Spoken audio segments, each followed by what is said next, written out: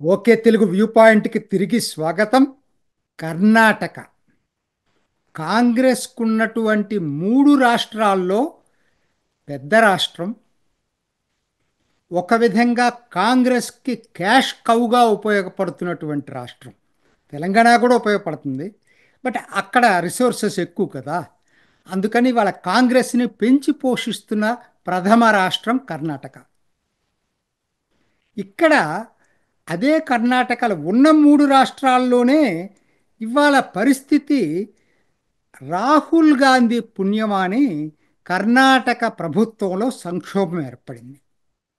ఎందుకు ఆ మాట చెప్పాల్సి వస్తుందంటే, రాహుల్ గాంధీ ఇటీవల ఏఐసిసి సెషన్ అహ్మదాబాద్లో కులగణన గురించి చాలా ఎక్కువగా మాట్లాడాడు. ముఖ్యంగా తెలంగాణని ఒక మోడల్ స్టేట్గా మాట్లాడాడు. రాహుల్ రేవంత్ రెడ్డిని ఆకాశానికి ఎత్తినట్టే. సో దాంతో కర్ణాటక కూడా మేము అసలు పెద్ద రాష్ట్రం అయిండు, మేము వెనకబట్టం ఏంటని చెప్పి ఇప్పుడు కాంపిటీషన్లో కర్ణాటక కూడా ముందుకు వస్తూ ఉంది కులగణన విషయంలో. కాకపోతే కర్ణాటక కొత్తగా కులగణన చేయాల్సిన పని లేదు. ఆల్రెడీ అంతకుముందు హయాంలో సిద్ధరామయ్య 2013 నుంచి 18 వరకు సీఎంగా పాలన చేసినప్పుడు 2015లోనే కులగణన సర్వే చేపట్టాడు. ఇప్పటిది కాదు అది. సో కాకపోతే ఆ రోజు నుంచి ఈ రోజు వరకు దాన్ని పబ్లిష్ చేయాల. కానీ దాని రిపోర్ట్స్ బయటికి అనధికారికంగా లీక్ అవుతా వచ్చాయి. ఇప్పుడు ఎందుకు పబ్లిష్ చేయలేదు, ఇప్పుడు ఎందుకు పబ్లిష్ చేస్తున్నారంటే అది తప్పుల తడక అని చెప్పి అందరూ భావించారు. ఇంక్లూడింగ్ సిద్ధరామయ్య కూడా బయటికి పెట్టడానికి జంకాడు.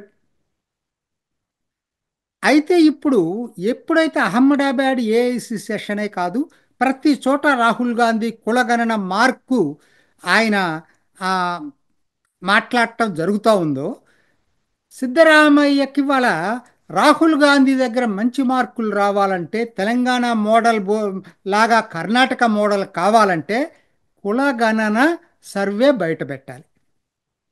ఒక అంశం ఇది. మరి ఇది బయట పెట్టడం అంటే ఇప్పుడు తెలంగాణలో ఏం జరిగింది? తెలంగాణలో కులగణన సర్వే చేశారు. అది మోడల్ అని ఆయన వాళ్ళు చెప్పుకుంటున్నారు తప్పితే అసలు వెనకబడిన తరగతిలో ఒప్పుకోవట్లేదు ఆ కులగణన. ముఖ్యంగా మున్నూరు కాపులైతే అతిపెద్ద సామాజిక వర్గం, వాళ్ళకి అన్యాయం జరిగిందనే భావన బాగా గట్టిగా ఉంది ఈ దీంట్లో. సో ఇవాళ ఏంటి, మళ్ళీ ఇప్పుడు కర్ణాటకలో ఆల్మోస్ట్ ఇంతకన్నా తీవ్రమైనటువంటి విభేదాలు కర్ణాటక కాంగ్రెస్లో పొడచూపుతూ ఉన్నాయి. అవేంటో ఒక్కసారి చూద్దాం. ఎందుకు ఇది కర్ణాటక కాంగ్రెస్కి ఏకుమేకైపోయిందనేది, గుదిబండలాగా తయారైందనేది తెలుసుకోవడానికి ప్రయత్నం చేద్దాం. కర్ణాటక రాజకీయాల్ని ఏలుతుంది, శాసిస్తుంది రెండు సామాజిక వర్గాలు: లింగాయత్తులు, ఒక్కలిగాలు. వీళ్ళు రెండే, మిగతా వాళ్ళకి ప్రాధాన్యత లేదు. మొట్టమొదటి సిద్ధరామయ్య ఇప్పుడు ముఖ్యమంత్రి అయ్యాడు.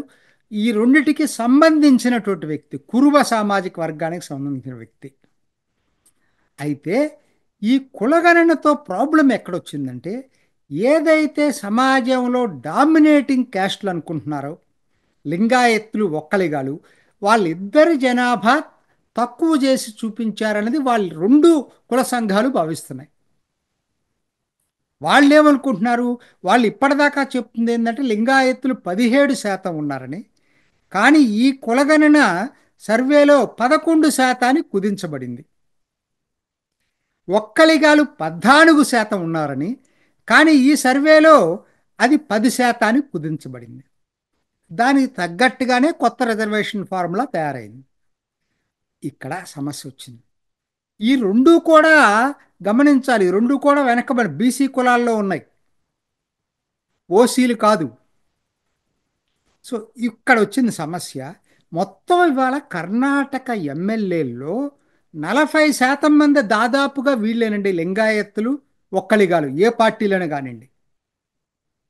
ఎందుకంటే వీళ్ళది సామాజికంగా చాలా ఇన్ఫ్లుయెన్షియల్ కమ్యూనిటీస్. కరెక్ట్గా చెప్పాలంటే ఆంధ్రాలో రెడ్డిస్ కమ్మాస్ లాగా అనుకోండి. కాకపోతే సిమిలారిటీ కరెక్ట్ కాదు, కానీ ఇవి ఓసీలు అవేమో బీసీలు. ఇప్పుడు అది కూడా ఉంది ఓ డిమాండ్. ఏంటంటే వెనకబడిన కులాలని ఒక విధంగా సిద్ధరామయ్యే దీన్ని రెచ్చగొడుతున్నాడు అనేది వెనకుండి చాలామంది చెప్తున్నారు. ఏంటంటే అసలు లింగాయత్తుల్ని ఒక్కలిగాల్ని వెనకబడిన కులాల్లో నుంచి తొలగించాలనేది కూడా అక్కడక్కడ వాయిస్లు వినపడతా ఉంటాయి. ఇదండి.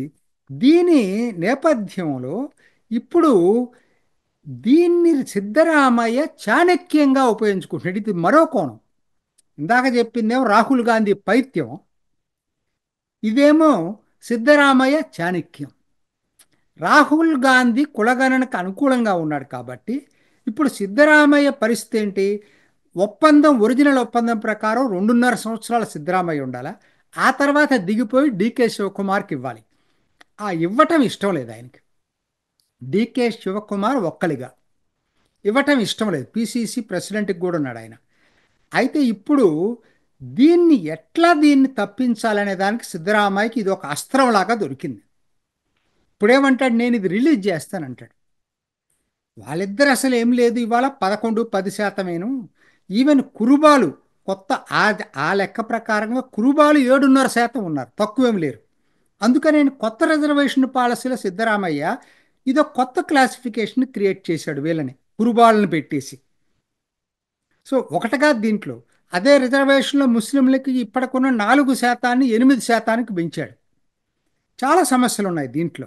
సో ఇప్పుడు ఏంటిది, ఇది రిలీజ్ చేసేటట్టయితే మాత్రం మేము ఇప్పుడు గమ్మత్ ఏంటంటే సిద్ధరామయ్య స్ట్రాటజీ అంటే అహిండా. అహిండా అంటే ఏంటి? వెనకబండ తరగతులు, మైనారిటీలు, దళితులు కలిపి ఫస్ట్ వచ్చినప్పుడే దీన్ని ఈ ప్రాపగేట్ చేశాడు అహిండా అనేది. ఇవాళ వీళ్ళు ఎప్పుడూ లేని పద్ధతుల్లో ఇవాళ ఇది సిద్ధరామయ్య ఈ కార్డు ఎప్పుడైతే ప్లే చేశాడో, లింగాయత్తులు ఒక్కలిగలు ఎప్పుడు వాళ్ళిద్దరూ వైరంగా ఉండేటువంటి రెండు ఆధిపత్య కులాలు అనుకునేవి, ఇవాళ వాళ్ళిద్దరూ కలిసిపోయి అసలు అవసరమైతే ప్రభుత్వాన్ని దించేస్తామని చెప్తున్నారు. వాళ్ళ కుల సంఘం, వీళ్ళ కుల సంఘం. ఎందుకు ఆ మాట చెప్పాల్సి వస్తుందంటే, మరి చెప్పాను కదా, మొత్తం అసెంబ్లీలో 45% ఈ రెండు వర్గాలకు సంబంధించిన వాళ్ళే. వాళ్ళకి అన్యాయం జరుగుతుంది అనేది బాగా ఉంది వాళ్ళల్లో. సో ఇది ఎక్కడికి దారితీస్తుంది ఇప్పుడు? చివరికి సిద్ధరామయ్య ప్లాన్ ఏంటంటే 33% లింగాయత్తులు ఒక్కలగలు కానటువంటి ఓబీసీలు ఉన్నారు, అట్లానే మైనారిటీలు ఉన్నారు బాగా గణనీయంగా, దళితులు ఉన్నారు. వీళ్ళందరినీ కలిపేసి కొత్తగా ఒక సంఘటన, ఓకే లింగాయత్తు ఒక్కలిగాలు తగ్గినా పర్వాలేదనే దీంట్లో సిద్ధరామయ్య ఉన్నాడు. అంటే తన ఓట్ బేస్ పెంచుకోవడానికి ప్రయత్నం చేస్తున్నాడు. సో ఇప్పుడు ఇది కాంగ్రెస్లో ఒక సంక్షోభంలాగా, వాళ్ళ ప్రభుత్వ అస్తిత్వానికే ప్రమాదంలాగా పడింది. ఒక మాటలో చెప్పాలంటే రాహుల్ గాంధీ ఏదైతే పెట్ స్కీమ్ అని అనుకుంటున్నాడో, జనం ముందుకు వెళ్తాను కులగణన సర్వే తీసుకుంటానని, అది ఇవాళ ఆయనకే భస్మాసుర హస్తమైంది. కరెక్ట్గా చెప్పాలంటే అదే జరిగింది. కాంగ్రెస్ ప్రభుత్వం, కర్ణాటక కాంగ్రెస్ ప్రభుత్వం సంక్షోభంలో పడింది. సో అంటే అర్థం ఏంటి? రాహుల్ గాంధీ దేశంలోనే విఫల నాయకుడు కాదు, ఆ ఉన్న 3 ప్రభుత్వాల్ని సరిగ్గా పనిచేయనివ్వకుండా వాటికి గుదిబండలాగా రాహుల్ గాంధీ ఆలోచనలు తయారయ్యాయనేది కర్ణాటక కాంగ్రెస్ సంక్షోభం ఓ ప్రత్యక్ష ఉదాహరణ. ఇది ఈనాటి ఓకే తెలుగు వ్యూ పాయింట్. మరొక ఎపిసోడ్లో మళ్ళీ కలుసుకుందాం. నమస్తే. చూసారు కదండి, మరి ఈ వీడియో కనుక మీకు నచ్చినట్లయితే ఒక లైక్ కొట్టేసి మీ అభిప్రాయాన్ని కూడా కామెంట్ బాక్స్లో తెలియజేస్తూ ఇలాంటి ఇంట్రెస్టింగ్ అప్డేట్స్ కోసం మా ఛానల్ని సబ్స్క్రైబ్ చేసుకోండి.